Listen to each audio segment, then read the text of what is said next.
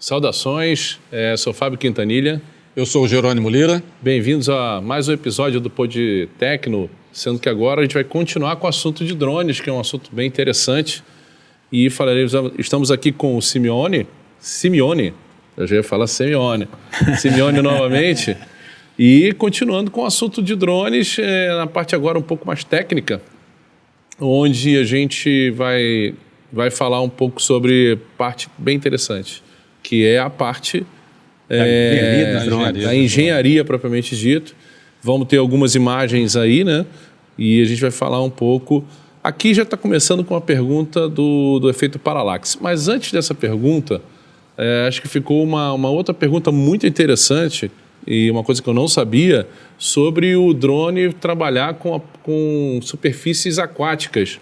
Que eu acho que o que deve ter de gente perdendo o drone por aí por causa de superfícies aquáticas, eu queria que você falasse um pouco sobre isso, que eu acho que isso é uma boa informação aí para o pessoal que está nos assistindo. Né? Claro, a gente está falando, na verdade, de sensores, os sensores que vêm embarcados no drone. E esses sensores são sensores, evidentemente, sensíveis à luz. Então, o primeiro detalhe é o seguinte: à noite os sensores não funcionam. Então, se você vai voar à noite e você está esperando que ele evite uma colisão, ele não vai evitar a colisão porque o sensor não vai estar vendo o obstáculo à frente. Os sensores, eles trabalham com a resposta daquela luz, daquela imagem que está chegando nele. O caso que o Fábio falou aqui é a questão das águas escuras e paradas. A água, quando está escura e está parada, ela reflete muito, né? Ela é como um espelho. E para o drone, ela funciona assim e confunde o sensor. Então, o drone pode querer mergulhar mergulhar na água, achando que está indo para o céu. Caramba, então, essa é uma dica importante. Ter muito cuidado quando for voar sobre águas, etc., água escura principalmente. Desligar o sensor de baixo, né? Os drones permitem que a gente desligue os sensores. Então, a gente desligando o sensor, a gente não tem mais esse risco. Entendi. Legal isso, é interessante. Sensação de que virou que é um espelho, ele está enxergando o céu, não sabe se é o céu, se é a terra. Não sabe nada. Ele se perde. E ele mergulha com vontade. Mergulha com vontade. Com vontade. E aí vira um como é que era o nome? Um submarino. Né? Lembrando que existem, né, drones submarinos, né? Aham. Existem drones submarinos? Existe. Drone, na verdade, vem do barulho da abelha ali, né? Do zangão. Drone é zangão em inglês. E vem do barulho, né? Daquele buf que faz quando a gente liga o drone. Mas os UAVs, os VANTs, né? Eles são aéreos, mas a gente tem também os robôs, os drones submarinos também. Tudo bem. Então, qualquer coisa que leve um sensor, a gente chama de plataforma. O drone é uma plataforma com um sensor. Plataforma pode ser avião, pode ser um helicóptero, pode ser o satélite. Essas são as plataformas onde a gente vai colocar um sensor e esse sensor vai trazer a imagem para a gente. Então, essa mistura de plataforma com o sensor é que nos dá essa condição de ir a algum local e fazer um registro de sensoriamento remoto. Significa, eu vou capturar uma imagem remotamente, sem colocar a mão naquele objeto, sem me aproximar do objeto e tocar nele. Isso é o sensoriamento remoto e esse é o princípio que a gente usa para o drone também. Já entrando aí na parte da engenharia, esse é um detalhe interessante. E esses aí são todas as plataformas, né, que hoje... São algumas. São algumas. A gente tem ali aviões, satélites, helicópteros, tem VTOL, que é aquele drone com asa fixa, mais hélices. A gente tem ali um multirotor. A gente tem aqui um drone de observação, né, um drone climático. Qualquer coisa que eu consiga botar um balão. Na Guerra do Paraguai, o pessoal pegava um balão, amarrava um sujeito no balão e levantava o balão. E assim o cara subia e de lá dizia, a tropa está para a direita, a tropa está para a esquerda. Entendi. É interessante. Digamos que o cara era o sensor ali. Ele era o sensor, de certa forma, ali naquela situação. Daquela plataforma que era aquele balão. Em 1700 e alguma coisa, na França, um oficial levou as pessoas todas os oficiais dele para o alto dos morros que tinham em volta do campo de batalha, e com isso ele conseguiu pegar vários pontos de vista daquele campo de batalha, e com isso ele conseguiu ter uma visão estereoscópica daquele universo ali. Aquilo deu a ele uma vantagem decisiva numa guerra. Entendi. Então são coisas que estão na história, que foram já realizadas por pessoas, seres humanos, sem a tecnologia, que depois foram levadas aí ao máximo do potencial com a tecnologia inserida. Deu uma alavanca e a gente vai mover o mundo. Entendi. Bom, aí a gente estava falando aqui do efeito paralaxe. O que seria esse efeito paralaxe? Realmente... É uma técnica, quando é que a gente usa isso? Muito bem. Exato. A gente tem uma visão, o ser humano tem uma visão diferente para cada olho. Em cada olho se a gente fechar o olho direito, eu estou procurando aqui uma imagem que vai explicar isso melhor. Se eu fecho o olho direito, eu tenho condição de enxergar um lado do objeto. Aqui. Perfeito. Quando eu mudo de olho, eu já enxergo o outro lado.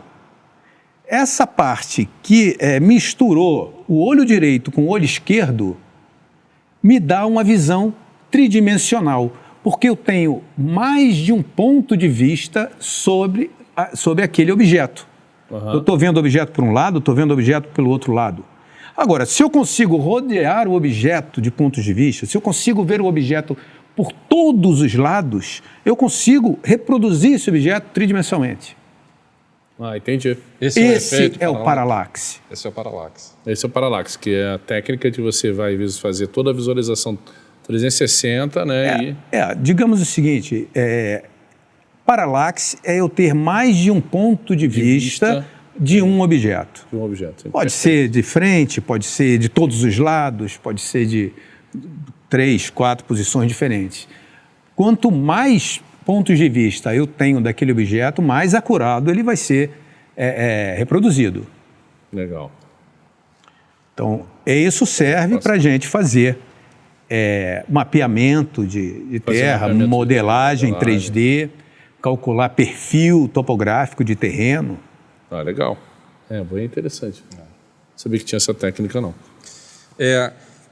Sim, modelos digitais existentes. A gente tinha conversado, tem ortomosaico, não é isso? Georreferenciado, né? Perfeito. Digital de superfície. Perfeito. Onde é que a gente, assim, onde é que se aplica nessa e eu que nesse sou mundo, né? meio ignorante disso aí, como é que o que é esses modelos, né? Então, vamos lá. A gente está querendo... Está todo mundo aqui aprendendo. Você também, e o aqui, pessoal aí. Não, você está ensinando. Eu já aprendi um monte aqui nesse episódio, para mim, é um dos melhores aí. Bom, se eu tenho ali, eu estou construindo uma casa, eu comprei um terreno agora há pouco e quero construir minha casa. Então, tem aquelas coisas de condição do terreno. Tem um morro atrás, tem um rio, tem um terreno grande. Eu estou construindo ali, quero saber onde que eu vou botar a minha infraestrutura. Eu preciso saber qual a altura de cada ponto do meu terreno. Porque eu vou botar a caixa d'água no lugar mais alto do terreno. Eu vou querer que o esgoto vá para o lugar mais baixo. Tudo isso eu vou conseguir se eu tiver um perfil topográfico daquilo ali. Eu saber exatamente qual a altura de cada pixel, de cada metro daquele terreno. O efeito paralaxe vai me dar exatamente isso. Bom, então eu começo com a captação das imagens. Eu preciso pegar essas imagens para ter vários pontos de vista de cada ponto do meu terreno. Mas eu tenho um problema. Se eu bato uma foto, eu não estou tratando de um ponto.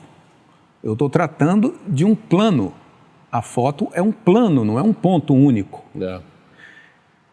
Para eu conseguir trabalhar com mais de uma foto, é preciso que essas fotos sejam compatíveis. Quer dizer, que elas estejam na mesma inclinação, no mesmo plano.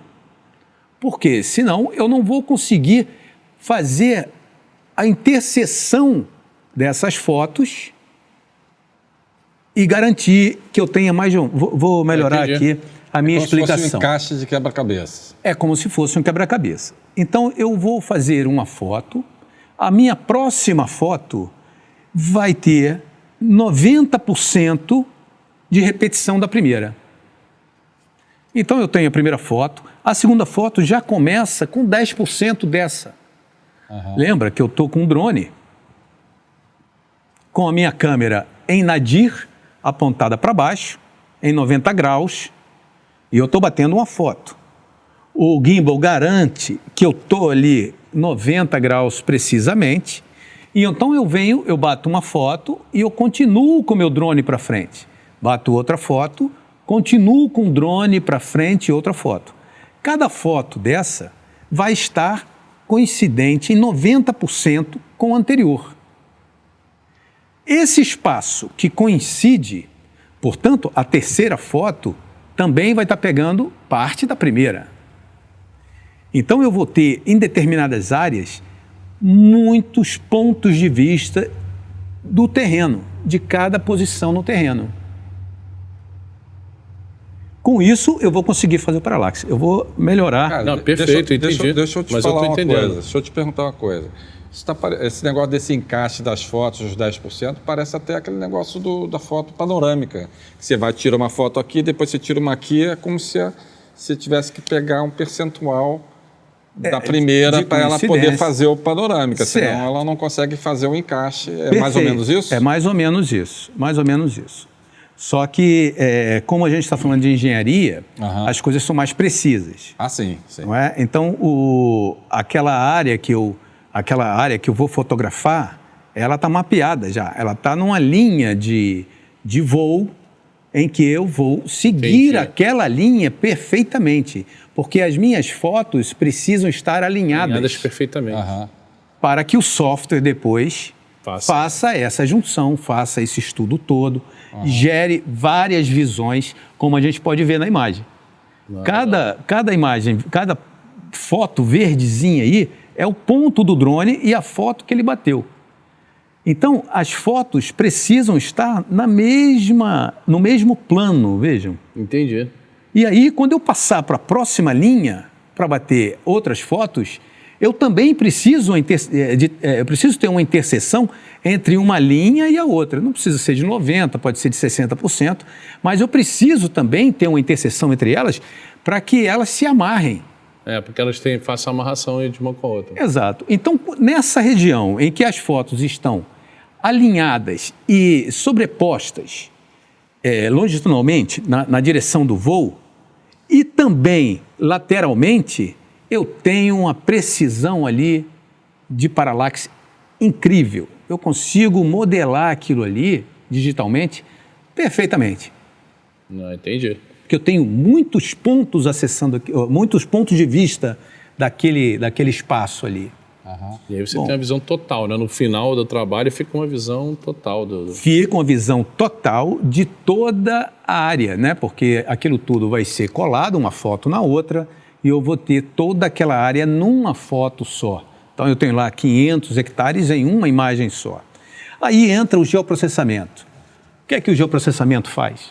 O geoprocessamento coloca um morro que, quando eu bato uma foto normal, ele dá aquela entortada e eu não consigo medir de cume a cume, porque não é a distância real, a distância passa pela encosta dos morros, pelas encostas. Então, o geoprocessamento, ele retifica essa imagem Ah, entendi. e permite que eu meça os cumes com exatidão. Porque ele vai pegar a parte da descida e da subida dos morros e vai trazer para cima. Trazer. Entendi. E com isso eu vou ter a distância perfeita. Aqui a gente está vendo uma imagem do cemitério lá de Niterói, onde eu fiz um trabalho lá, em que é uma área bastante, com muito relevo. É uma área que, por ter relevo muito acentuado, muito diferente, eu tinha diferenças de tamanho de pixel, de pedaço de imagens, muito diferente. Um era pixel de 3 centímetros, o outro era pixel de 20 centímetros. Na hora de eu fazer a junção das imagens, ficava uma coisa de 3 centímetros, uma coisa de 20 centímetros, e eu não tinha exatidão. Então, para isso, a gente faz um acompanhamento de terreno. Então, eu pego o drone, coloco uma distância entre o drone e o solo, e à medida que o relevo ele vai seguindo o relevo. O relevo vai se alterando e o drone vai seguindo. E com isso a gente tem um modelo mais preciso, correto, sem problema de degrau e tudo. Isso seria o ortomosaico? Isso a gente está falando da captação das imagens. Né? Depois que a gente faz essa captação das imagens e faz esse processamento, a gente cria o mosaico. E aí é o ortomosaico. Que é o ortomosaico. Esse ortomosaico, também conhecido como ortoimagem, ortofoto, não importa. Esse ortomosaico é, digamos, o produto final ali. Quando eu tenho esse ortomosaico pronto, eu posso fazer medições no meu terreno. Eu posso pegar, porque eu tenho uma escala de voo, eu sei qual é a escala entre a foto que eu bati e a área que eu atingi no terreno, e eu, usando essa escala, multiplico pelo valor que a minha régua vai mostrar na foto e eu tenho exatamente a área que eu mapeei lá, a real, lá no terreno. Então, a gente pode fazer um planejamento em cima de uma imagem. Não precisa ir lá, correr no campo, pegar uma trena e ir até outro lugar. Legal. Deixa eu perguntar um negócio, que até naquela foto anterior que você tinha várias linhas de foto, você tinha uma linha de foto, outra linha de foto, mais ou menos assim, quantas fotos em cada linha? 100 fotos, por exemplo? Não, depende muito do terreno, mas eu entendi essa pergunta. Depende do seguinte... A minha pergunta, na verdade, ainda é outra. Certo. Dessa linha, dessa quantidade de fotos, vai falhar alguma? Pode acontecer de falhar alguma. Quantos por cento de falhas eu posso ter? Não muito. Se não, assim, porque de repente, não, vou ter que voltar lá e tirar tudo de novo. Não muito. 5%, 10% no máximo. Não pode ter muita falha. E não pode ser muito sequencial essas falhas também. Não pode, porque senão abre um buraco. Naquela outra imagem que a gente estava vendo, a do cemitério, você vai ver que aqui do lado esquerdo tem um buraco ali na imagem. Aquele buraco é porque eu estava posicionado num local, naquele vale ali, entre aqueles dois morros, e eu não consegui, o drone, eu não conseguia ver o rádio. Quer dizer, o rádio não conseguia ver o drone nessa região aqui. Então, ele não batia foto e entrava no processo de volta para casa. Entendi. Só que como ele já voltava a ver o drone, o rádio já voltava a ver o drone, ele continuava a bater as fotos, continuava a missão. Esse trabalho a gente chama de missão, isso é uma missão. A gente saiu para fazer uma missão. Então, naquele ponto ali, ele quase abortou a missão. Se ele tivesse... Naquele escuro lá? No escuro, ali não tem imagem nenhuma. Mas aquilo ali está fora do que o cliente pediu. O cliente pediu daqui da metade para lá, porque quando a gente vai fazer um mapeamento, a gente sempre exagera. Entendi. Porque a gente sabe que a parte de fora, a parte mais afastada do centro da imagem, tem menos pontos de vista. Entendi. A última linha, eu só tenho um ponto de vista. Se eu estou no meio, eu tenho vários pontos de vista. Então, a gente exagera para a lateral, e tanto que essa parte aí ele não precisava. Se ele precisasse dessa parte, eu teria que ir lá fazer de novo, voar. E aí eu teria uma série de contratempos. eu teria que voar na mesma altura. Pois é isso que eu ia falar agora. Eu teria que ter o mesmo pixel, eu teria que fazer minha conta para dar o mesmo que a gente chama de GSD, que é o tamanho do pixel, teria que ser o mesmo. A luz teria que ser a mesma. Entendi. Mas se você tivesse com aquela missão gravada, isso seria minimizado, né? Não, sim, mas de qualquer forma eu teria que ir lá fazer. Você teria que ir lá fazer. Você teria que ir lá fazer. Nas mesmas condições, né? Eu gravo uma imagem, uma missão, e essa missão pode ser replicada para outros drones, eu guardo para eu usar isso várias vezes. Então, eu posso replicar uma missão quantas vezes eu quiser. Mas, de qualquer forma, tem todo aquele preparo. Eu tenho que pedir nova licença, nova permissão ao DCEA. Eu tenho que carregar as baterias. Entendi. Eu tenho que preparar o drone, eu tenho que fazer o check geral. A gente tem um checklist. Quando a gente vai voar, a gente faz um checklist. Ver o gimbal está funcionando, igual avião. Bateria está certa, o drone está legal, está limpo, as hélices estão de acordo, estão bem presas. Quantas baterias de reserva eu tenho? Eu estou prevendo aqui que ele desça para eu trocar a bateria, para ele voltar, como foi o caso daquele voo. Entendi. Porque uma bateria só não dá para aquilo tudo. Aquilo foi um voo de 40 minutos. Então eu usei 8 baterias. Então acho que era legal emendar essa pergunta da configuração de voo, né? Mas deixa eu perguntar só uma coisa. Você falou que a gente pode pegar a missão gravada, eu posso pegar e jogar em outro drone. Mas aí a pergunta, esse drone tem que ser da mesma... Não, porque na verdade... Tem que ser um drone da mesma classificação? Não, na verdade a gente não joga para o drone. A gente joga para o software que está no iPad. O software fica aqui, né? Tá. Então, eu daqui... o software que vai... O software que comanda. É ele que comanda... Porque funciona assim. O programa que controla, que comanda o drone está aqui no iPad. Esse iPad, via cabo, comunica com o rádio. E o rádio, via antena, essa partezinha da antena aqui, comunica com o drone. Então, qualquer alteração que eu faço no iPad.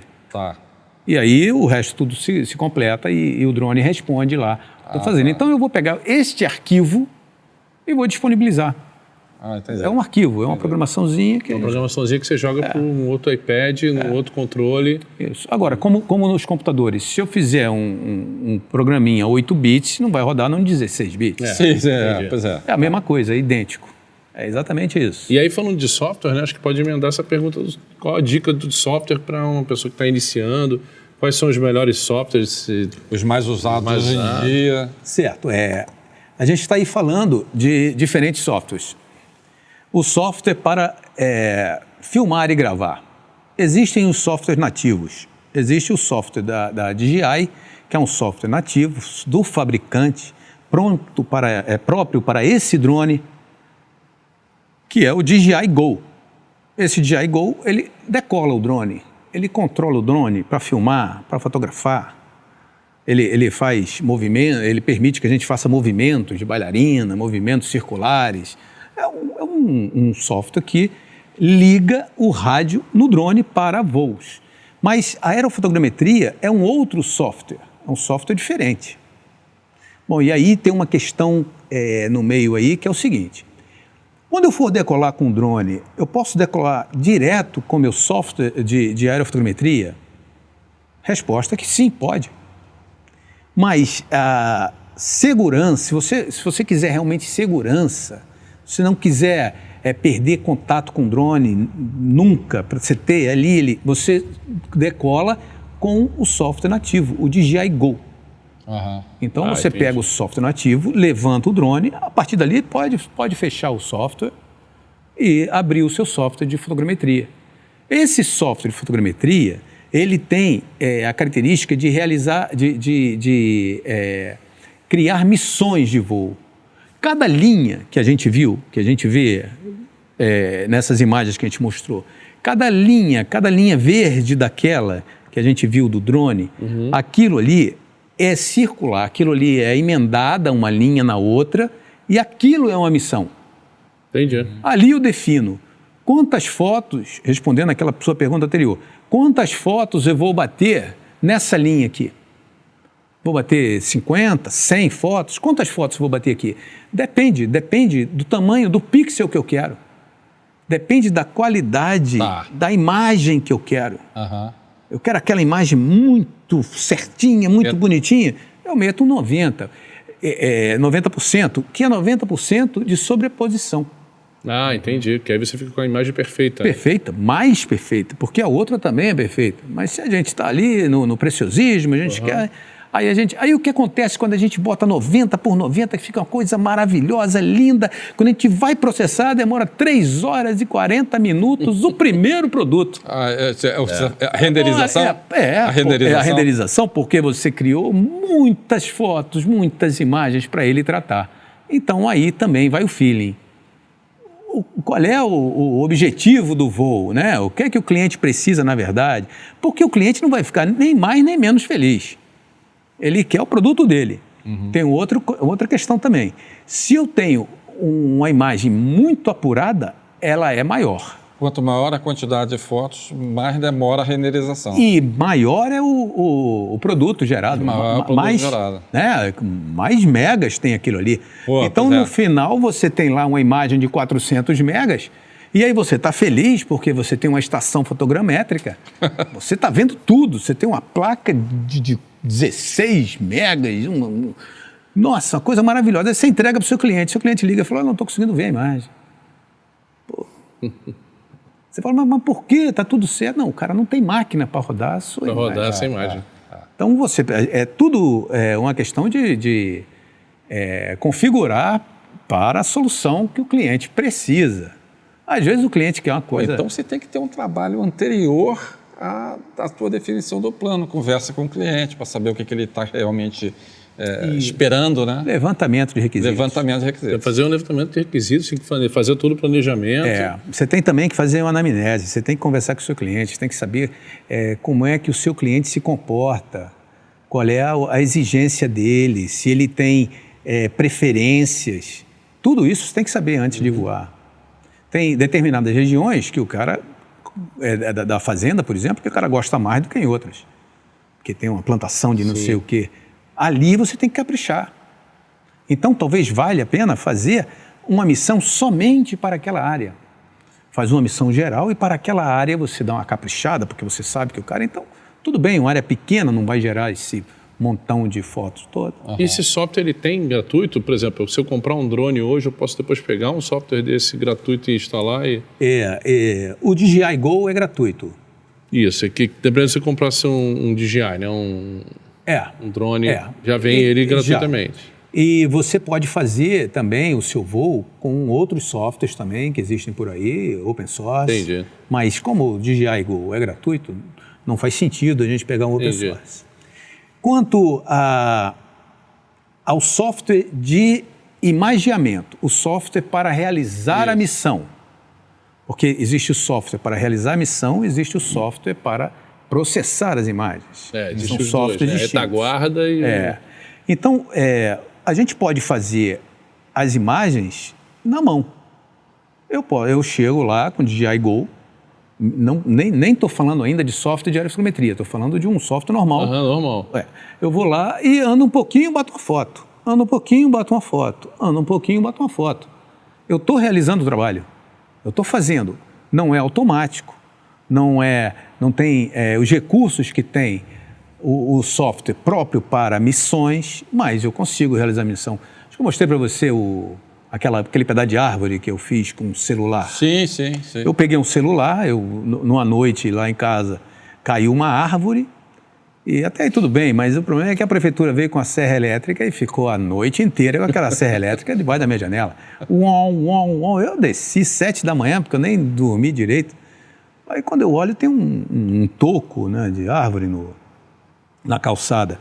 Bom, eu estou ali olhando aquele negócio, não sei por que acontece essas coisas comigo assim, mas aí eu peguei meu celular e comecei a bater. Bati uma foto, bati outra foto, bati outra foto, bati outra foto. E eu gerei um modelo 3D daquele tronco, daquele pedaço ali de toco, né? Mostrei para você. E foi com o telefone. Eu não usei, nem drone eu usei, foi no telefone mesmo. Legal.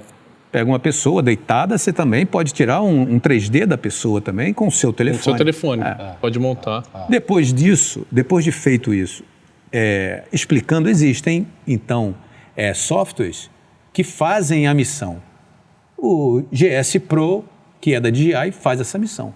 Legal.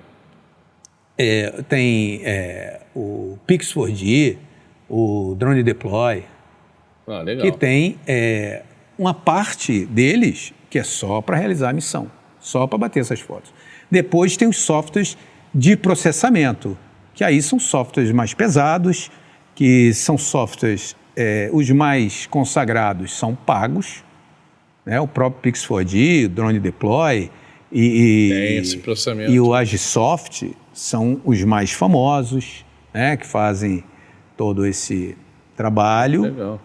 Mas existem também os softwares gratuitos open source, que também fazem isso, né?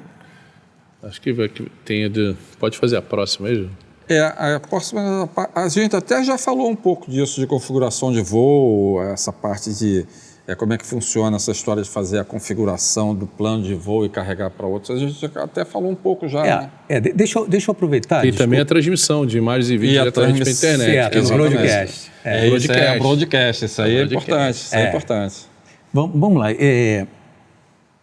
Antes, eu queria voltar numa pergunta que você fez sobre os modelos digitais de elevação, né? Que você me fez essa pergunta mais cedo. Sim. Aqui a gente tem um modelo digital de elevação. O vermelho é o mais alto, o azul é o mais baixo. Entendi. Isso foi feito com Parallax. Depois que eu produzi, depois que eu capturei as imagens com um GS Pro, que se eu não me engano, e depois usei o Agisoftware para fazer o processamento dessas imagens, ele realçou o Parallax. Então, ele me deu o 3D do terreno. Esse é o modelo de elevação que contém aí elementos de superfície. Então, isso aí é um modelo de superfície. Entendi. Mas eu posso também remover esses elementos aí. Remover as árvores, remover ali a sede. Isso é um clube. Remover ali a sede, remover essas casas do lado de fora. Entendi. E fazer um modelo digital de terreno. De terreno. Tirando os objetos físicos. Tiro tudo. Todos. Porque se eu for fazer aí a extração das curvas de nível, as árvores, as casas vão atrapalhar a minha curva de nível. Então, em cima do MDT, modelo digital de terreno, é que eu extraio as minhas curvas de nível. Nessa imagem aí, a gente tem... Aqui você tem uma informação aqui, X e Y, quer dizer, na verdade você está em 2D aí. Aqui eu estou... É 2D. É 2D. 2D. Tá. E aquela... Gradação aqui? Então, essa gradação é a altura... É exatamente a altura de cada objeto com relação a... Tá. Levando em consideração que eu não estou usando aqui os pontos de controle e amarração que a gente pega com aquele bastão de GPS, a estação total, porque a gente tem a margem de erro da nossa imagem, da nossa figura. Internamente, ela não tem erro. Mas se eu for colocar essa imagem em uma outra grande imagem de todo mundo ao redor, eu preciso saber qual é o sistema de referência que os caras estão usando. Porque se eu não usar o mesmo sistema de referência geográfica, essa imagem vai sair totalmente torta. Entendi. Então, como é que eu faço isso? Eu pego lá meu GPS, digo, meu sistema de referência é tal, e eu coloco lá a estação total e meus bastões, vou colecionando pontos e ajeito essa imagem colocando na referência do GPS ali. E aí ela, encaixa. Quando eu fizer isso, a altura vai bater perfeitamente, porque aqui não está batendo, está começando de menos 20 a mais 22. A distância ali, o valor ali está certo. mas não o valor inicial, o valor final. Entendi. A diferença entre elas, sim. Vai ter que ter uma correção a partir do GPS ou dos bastões. Porque a maior margem de erro que a gente tem é na vertical. Você não erra tanto na vertical, na horizontal. Na vertical, o erro é muito grande. E a outra informação ali é a escala, não? Aquela pequenininha ali é a escala. Se você pegar essa escala e jogar ali, vai dar... Aí você vai fazer o cálculo e vai chegar ao tamanho real. Vai chegar ao tamanho real. Tá. Você sabe que cada fração daquela ali equivale a 35 metros. Vai botando ali. Ah, tá. Entendi. Você pega exatamente aquele pedacinho ali, aquilo ali é 35 metros. Aí eu consigo fazer o tamanho, fazer o cálculo de uma área. Uma outra forma de fazer, você realmente calcular qual é essa razão, qual é essa escala, que é fazer uma regrinha de 3, de pegar a imagem formada atrás do olho, né, da câmera, e a projeção no solo, fazer a distância focal e a altura. Faz uma relação ali e ele te dá lá. Aí dá lá 1 para 3.000, 1 para 2.000, 1 para... Cria realmente a escala. A gente está entrando nos últimos 5 minutos aí, mas eu acho que a gente pode... Estamos praticamente na última pergunta também. A parte do broadcast, né, que a gente ia falar. Certo. Como é que essa coisa funciona? E se você quiser falar de algum assunto que seja relevante... Tá, serei mais rápido. Não, pode ficar à vontade. De repente você quer dar uma interessante que essa parte de alimentar o banco de dados, né? Isso é uma coisa muito legal. Eu desconhecia, a gente falou aqui no Bastidores, eu desconhecia essa questão de bancos específicos derivados de bancos conhecidos. Nós temos uma família de bancos de dados, que são os bancos de dados geográficos, ou bancos de dados espaciais, né? Então, para cada informação, há um vínculo geográfico, um ponto em que aquela informação está vinculada no solo.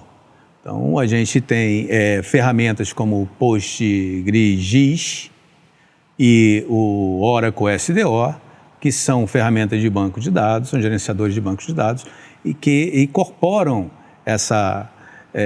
esse lado geográfico da informação. Então, eu posso aproveitar imagens de drones para fazer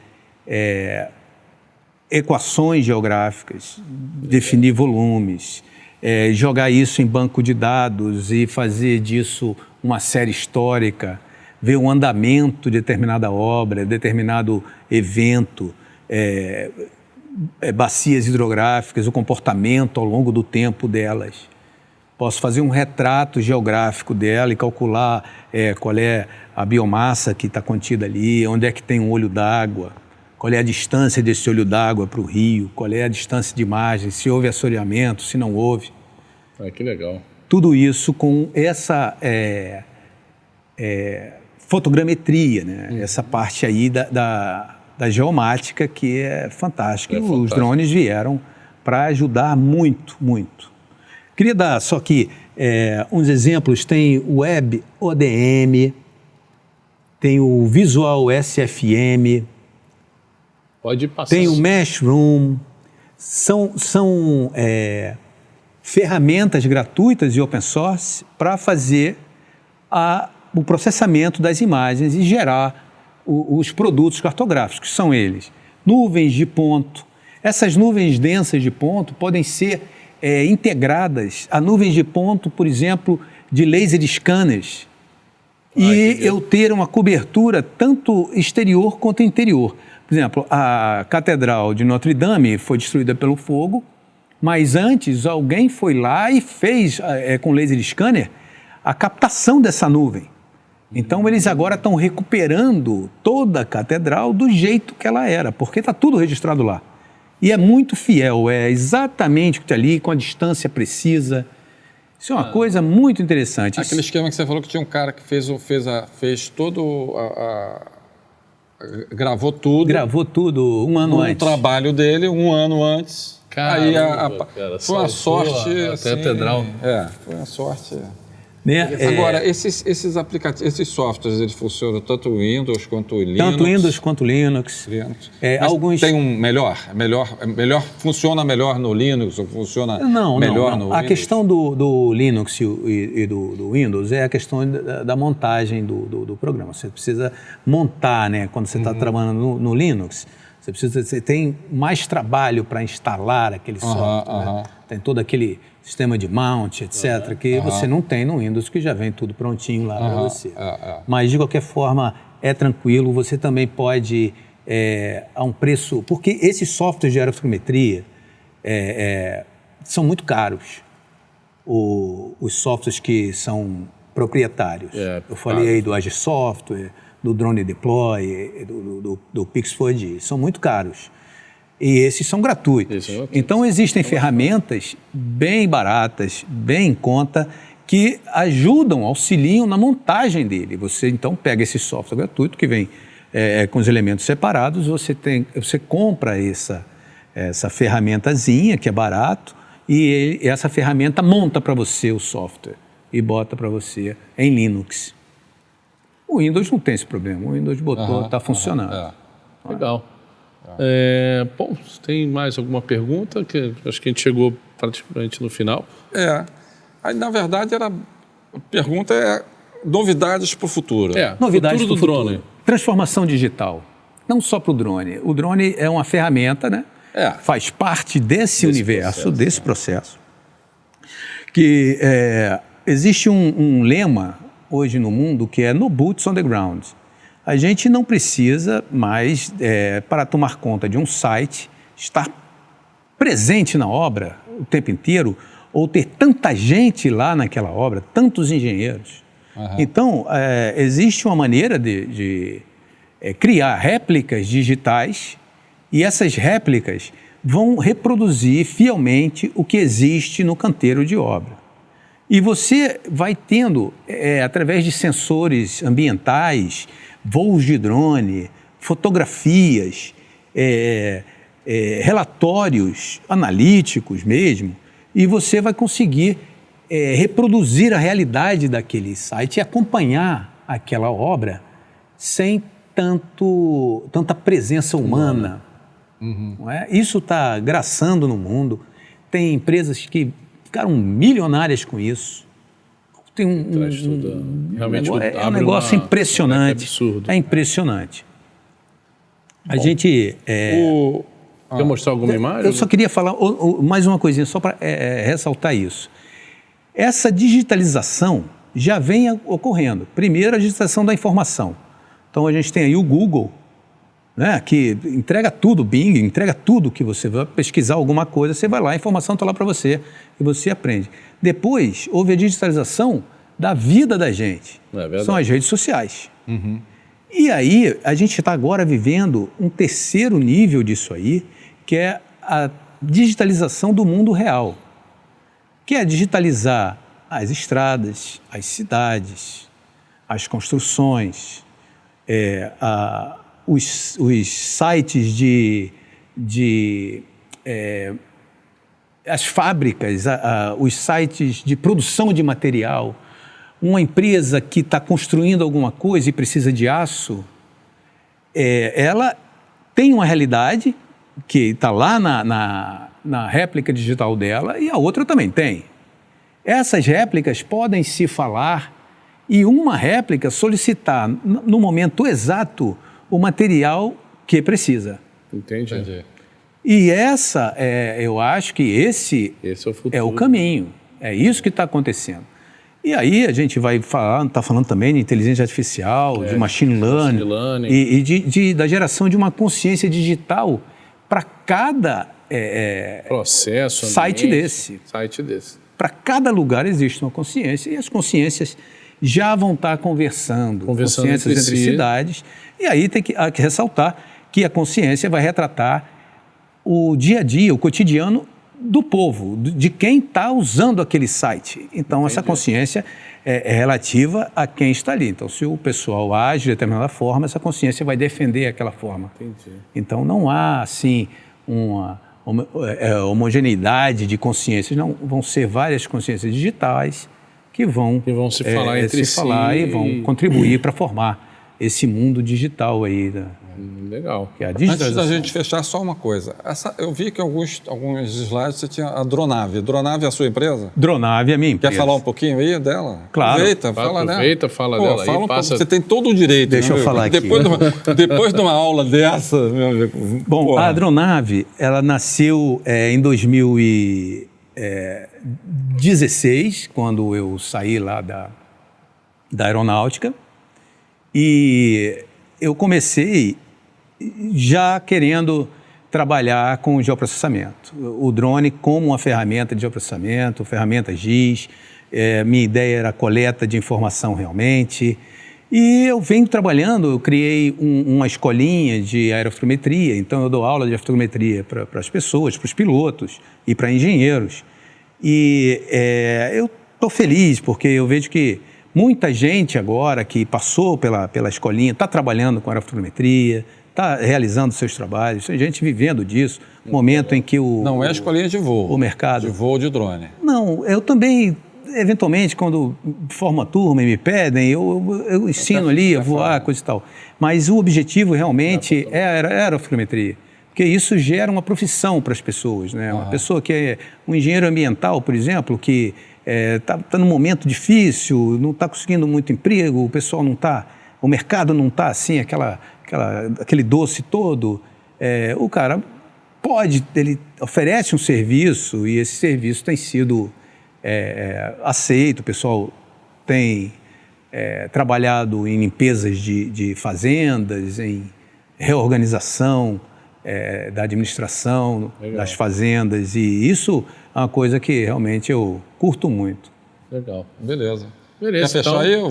Bom, posso fechar aqui então, pessoal. Acho que foi excelente, né? O que vocês viram aí, a questão dos drones.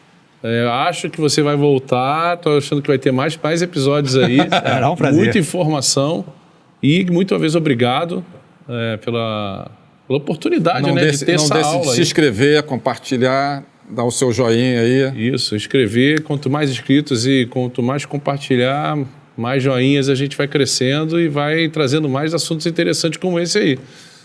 Senhor, muito obrigado. Espero que vocês tenham gostado. Agradeço muito a oportunidade, agradeço aí a ótima acolhida. Legal. E desejo muito sucesso, que essa foi uma sacada muito bacana de vocês. Legal. A gente precisava Obrigado. disso. Um abraço então, Valeu. pessoal. Fica então para a próxima. Valeu. Valeu. Um abraço.